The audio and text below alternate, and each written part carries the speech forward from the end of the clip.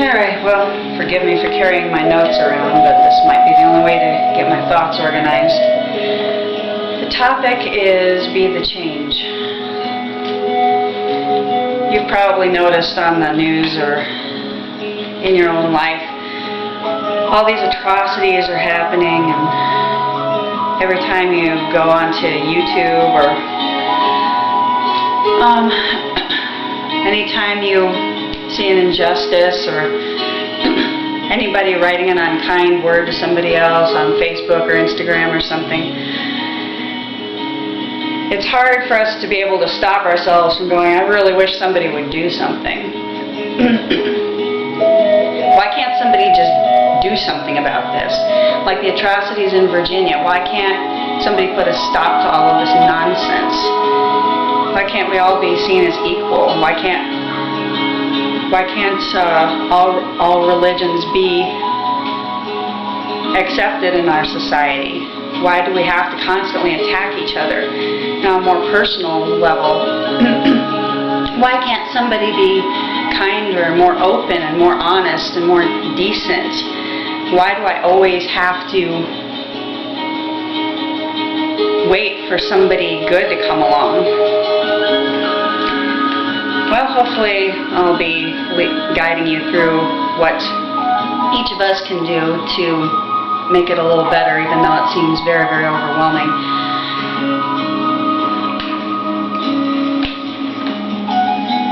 So, whether it comes to social activism, looking for friendship or partnership or even marriage, each of us can do something.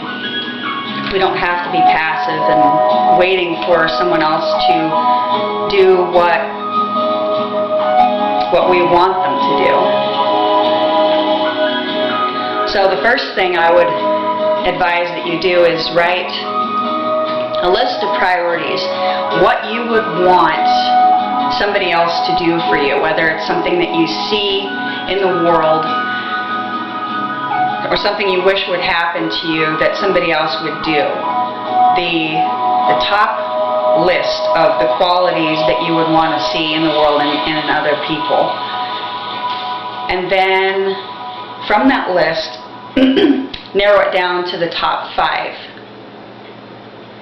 And then from there, from each of those top priorities, starting from whichever spot you want, I suppose, really go inward and say, am I doing this? Am I acting on this? Am I being this for somebody else? If the answer is no, or just sometimes, then keep going. You may find that you've been so busy trying to point out the flaws in the world and the flaws in other people that you've forgotten that you are people. You are part of the world. And we all have a responsibility in it while we're here to be that person that we wish someone would be for us. Even if we never get it, even if we spend our whole lives looking, if we are that person, if we are that good friend, if we are that marriageable person, if we are that social activist, if we are that decent Christian person, or if we are that calm Buddhist or whatever, then that's most of the battle right there. It's an inward battle.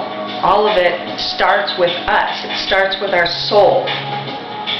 It starts with our innermost being and how to direct that outward towards others.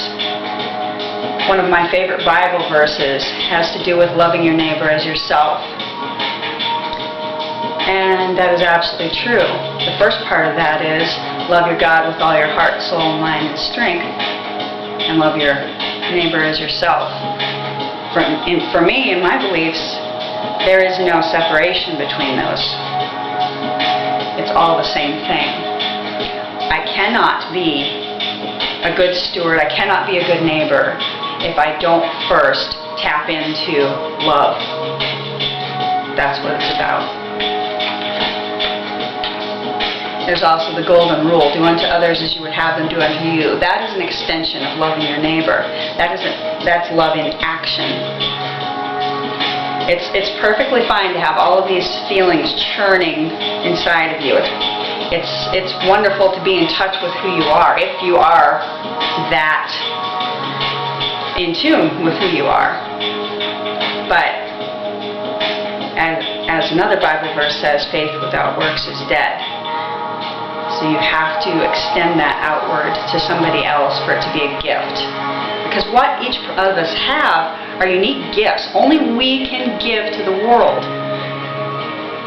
With love using us, we can give so much to somebody else. We don't know. And one of the reasons I'm doing this video, even though in some ways I think it's pointless, is because it's not. Because it actually, deep down, is not pointless, because I need to do it. It's a gift I have for the world. I may not be the world's most eloquent speaker. I may be stumbling. I may be rambling. I may be saying certain things I didn't intend to say and not saying other things that I did intend to say, despite the keyword sheet. This is who I am, warts and all. This is me. And that's what everybody should be striving towards, being who they are the most. And the only way they can do that is through love. The only way that they can do it is through love. And we saw an example in Virginia of how people were not loving, did not give of their hearts, were acting on fear, and were acting in hatred. That is not being who they are. That is being puppets of something that is not love. That's the evidence. Now, Gandhi technically did not even quote "be the change." It was something more along the lines of what you think and feel. It's more like creating your own reality. About thinking and feeling will manifest itself in the world. To an extent, that's true.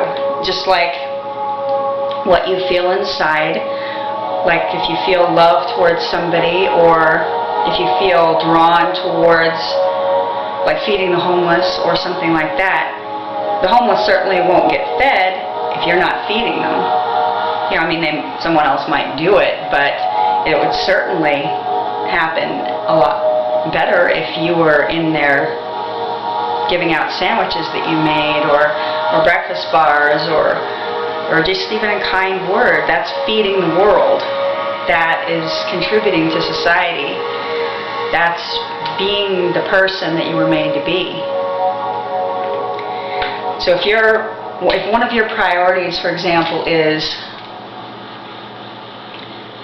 having somebody be really kind to you and decent as a spouse or something like that, then think, am I kind to people? Do I go out of my way to show people how I feel? Do I take risks? Am I brave? Now we're all afraid of things. We're all struggling with things.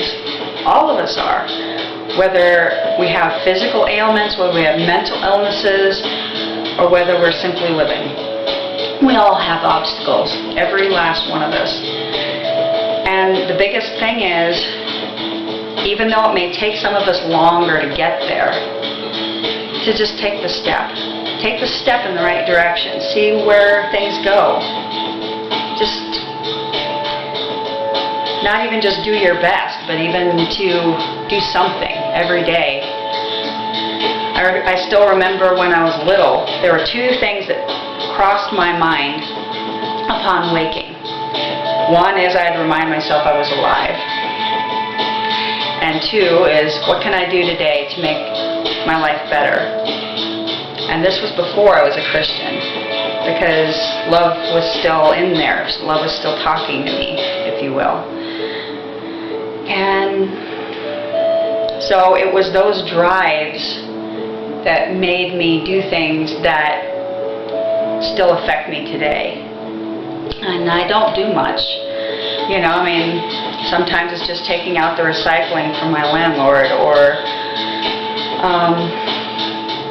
you know, writing letters to people that show them how much I care, or that I'm sorry about something. That one's a hard one for me. Apologizing is hard, but extremely necessary. Sometimes it's just listening to somebody, even if I don't agree with them. Just being an active listener to acknowledge their feelings, where they are, without calling them names, without saying, that's stupid, which I see so often, especially on social media, where there's not that eye-to-eye contact, where you can just kind of dissociate yourself and say, that's not a real person. Of course they're real people. They're teenagers, and they've killed themselves over what people have said online. They've done that. They've done it. We have to take responsibility for what we say and what we do. Every last one of us.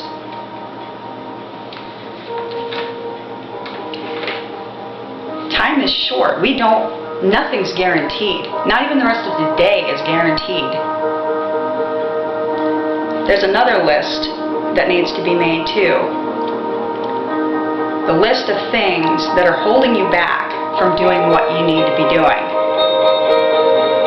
And you can put, just the top ones in no particular order, and then again, come up with the top 5. And I have a feeling that most, if not all of them, are fear-based. What if, what if, what if, what if, what if? Screw what if. Screw it. Now's all we have. If you mean to make music or poetry, or go back to school, or travel, I mean, you may not have the money for it now, but you can certainly put something aside toward travel now. If health is a big thing, you can work towards becoming healthier. If you are suffering from addiction, now is a good time to seek treatment for it. If you're suicidal, same exact thing. Seek treatment, and seek reasons to live, seek faith. Ask important questions of yourself.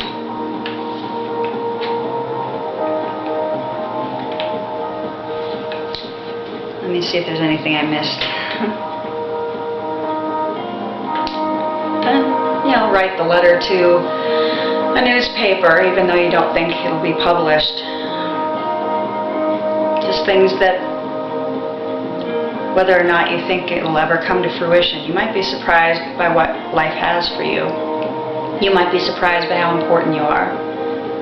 You might be surprised how much you mean to somebody. All you have to do is take the step.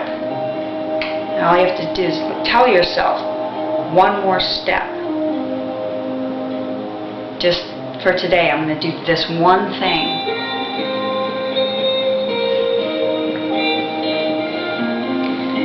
Another thing is, stop the hypocrisy. This is one that I hope this exercise or something in your life will help you to realize you can't point the finger at somebody else before doing this first. If somebody is not being decent to somebody else, again, how am I not being decent? How can I be better? How can I talk to people in ways that will show empathy, that I understand where they're coming from, or at least I have compassion for it? Even if we don't agree religiously or politically or in certain key ways, there are There are always things we can do to find common ground. We're all people, and we need to start there. We need to act and believe in love. We need to distribute that love to others. And we need to do better.